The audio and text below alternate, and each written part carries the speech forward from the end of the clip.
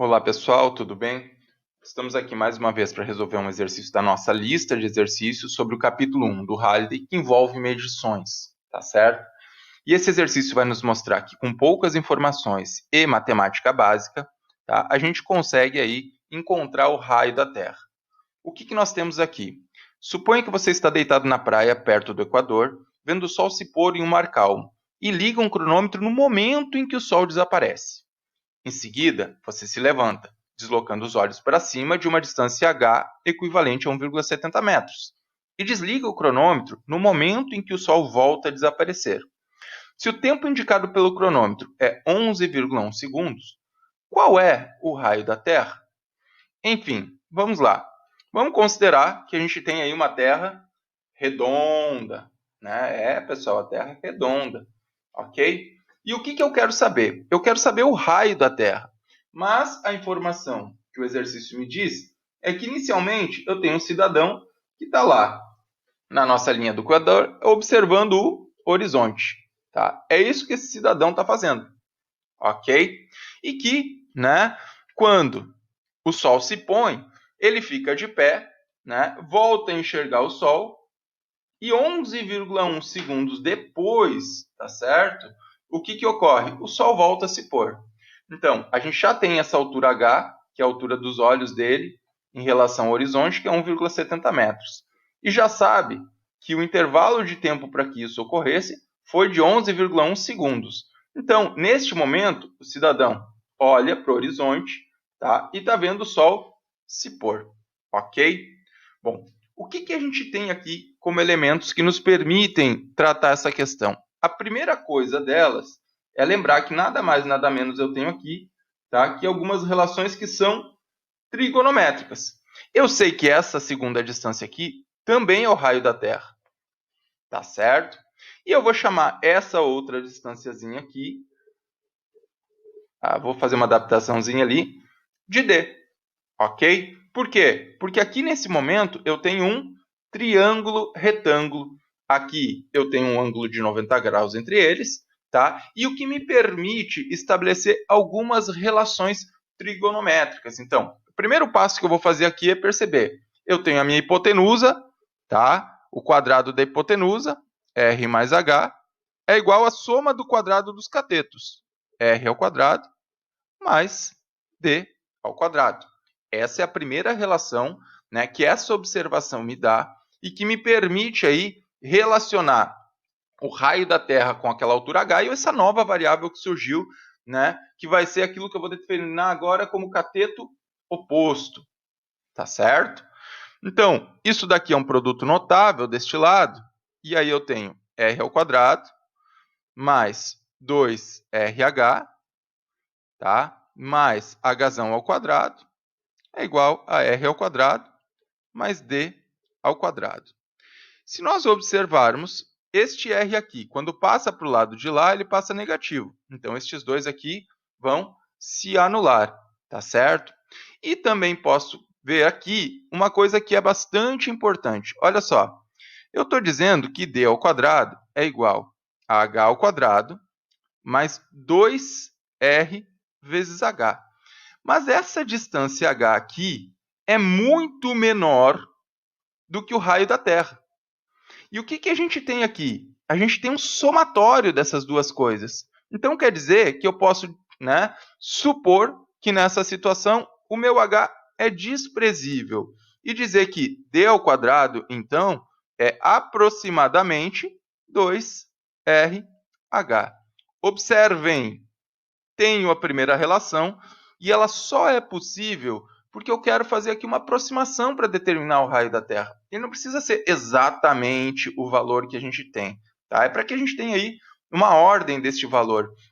No entanto, como isso daqui é um somatório, o que significa, né, algumas centenas de mil quilômetros, metros aí, tá? Somado com 1,70 ao quadrado? É praticamente nada. Então, eu posso desprezar esse elemento.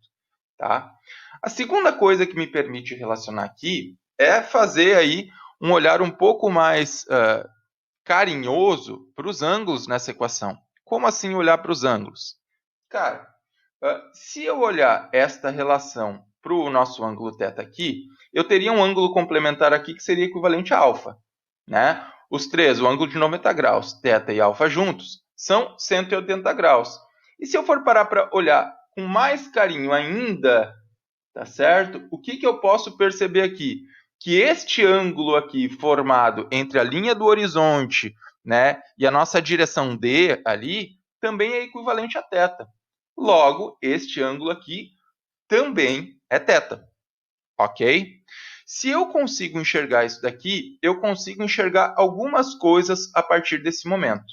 Tá? A primeira delas é trabalhando com este ângulo aqui, tá? E encontrando uma relação para o D. Por quê? Nesse momento, eu tenho o H. O H eu sei quem é. Eu não sei quem é o raio da Terra e eu não sei quem é o D. Tá? Eu preciso encontrar aí algumas, pelo menos mais uma equação que me relacione ambos. Então, o que eu tenho nesse momento aqui? Se esse meu ângulo θ aqui está relacionado com R e com D, eu posso dizer para vocês que a tangente desse ângulo θ é o cateto oposto, que neste caso aqui é o D, dividido pelo cateto adjacente, que neste caso aqui é o R. Então, só para deixar claro, quem é o cateto oposto? Aquele ângulo θ é o D. Quem é o cateto adjacente a ele, né, os dois catetos que formam o ângulo de 90 graus, é o R. Então, eu também posso dizer para ti, tá, que D é igual, tá, que D é igual a R tangente de θ. Olha, eu avancei, mas eu gerei um novo problema, tá? Qual é esse problema?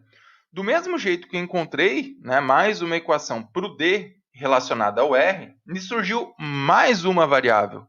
Que variável é essa? Tá? A variável θ. Ok? Então, nesse momento, eu tenho três variáveis e tenho duas equações. Né? E eu preciso encontrar aí alguma relação que me permita trabalhar com esse θ. E aí que entra a parte de medições. Por quê? A gente está falando de um determinado ângulo, um ângulo θ, que ele está variando com o intervalo de tempo. Ok? Então, 11 segundos depois, a partir, né, daquela reta no horizonte, ok? Tu tens um ângulo θ formado por um valor que a gente não sabe qual é. E este ângulo, se eu for parar para pensar, ele aumenta progressivamente. O que eu posso dizer, né, da formação desse ângulo relacionado ao tempo? Olha, vou ser bastante direto aqui e vou te dizer assim. Olha, para que esse ângulo aqui completasse uma volta inteira de 360 graus, ele precisaria de 24 horas. Tá certo? Mas eu tenho aqui uma informação relacionada a 11 segundos. Eu sei que em 11 segundos, né, o meu intervalo de tempo ΔT, que ele está me dando aqui, ele completa aí um determinado ângulo θ que eu não conheço. Então, observem, eu tenho aqui uma relação bastante direta entre a variação angular e o intervalo de tempo. Tá? Esse ângulo, então, ele se completa em 360 graus depois de um dia inteiro. Né? Lembrando que é a Terra que está em movimento nesse processo. Tá? E, né, para 11 segundos, eu tenho um ângulo θ equivalente. Então, olha só, aqui eu posso dizer que, vamos trabalhar com aquelas relações ali, que θ que multiplica 24 horas. Lembrando que depois eu estou trabalhando o tempo em segundos, né? Então já vamos colocar 24 vezes 3.600 segundos. Vamos passar isso daqui para segundos, ok? É igual, né, a 11, que é o nosso intervalo de tempo, que multiplica 360.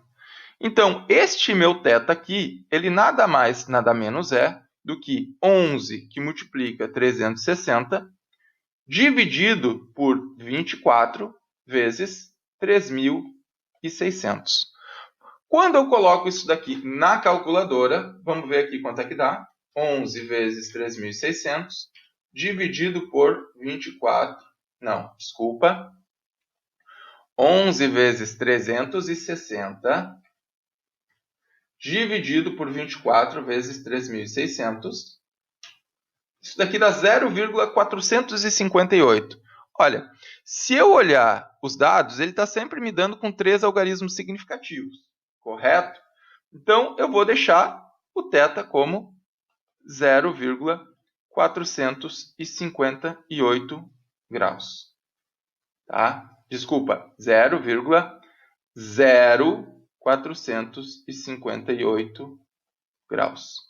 Este daqui é o ângulo θ que eu precisava. Por quê? Porque agora, no momento que eu já tenho o ângulo θ, eu consigo voltar para aquelas equações. De que maneira? Dessa maneira aqui. Vamos juntar essas duas equações aqui. Se d igual a r tangente de θ, tá? Eu posso substituir essa na primeira equação e dizer o quê? R tangente de θ elevado ao quadrado, né? Porque ele está elevado ao quadrado aqui, tá? É igual, aproximadamente, a 2 vezes a distância, né, até o centro da Terra, que multiplica a altura h.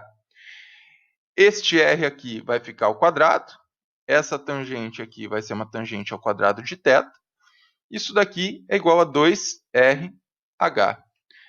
Tá? Este ao quadrado aqui, que é r vezes r, corta com este r aqui. Né? E eu tenho, enfim, que a minha distância até o centro da Terra é 2 vezes a altura de 1,70 metros, dividido pelo quadrado da tangente de θ.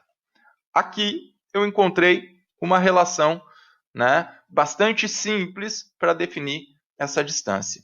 Quando eu coloco os dados, 2 vezes 1,70 dividido pela tangente ao quadrado de 0,0458, tá? Eu tenho um raio aí da ordem de 5,3 vezes 10 na 6 metros. Observem que, com poucas informações, eu consigo definir de maneira bastante aproximada aí a distância entre o centro da Terra, né, e a linha do Equador, ok? Enfim, por enquanto era isso, tá? Observem que matematicamente não é um exercício difícil, mas exige aí uma interpretação bastante aguçada, né, e, né, um domínio das ferramentas que tu tem à disposição. Eu não apenas utilizei triângulos, retângulos e Pitágoras aqui, como tive que mostrar um bastante domínio, né, com relação, né, a ângulos e relações trigonométricas, ok? Por enquanto era isso. Vamos para a próxima?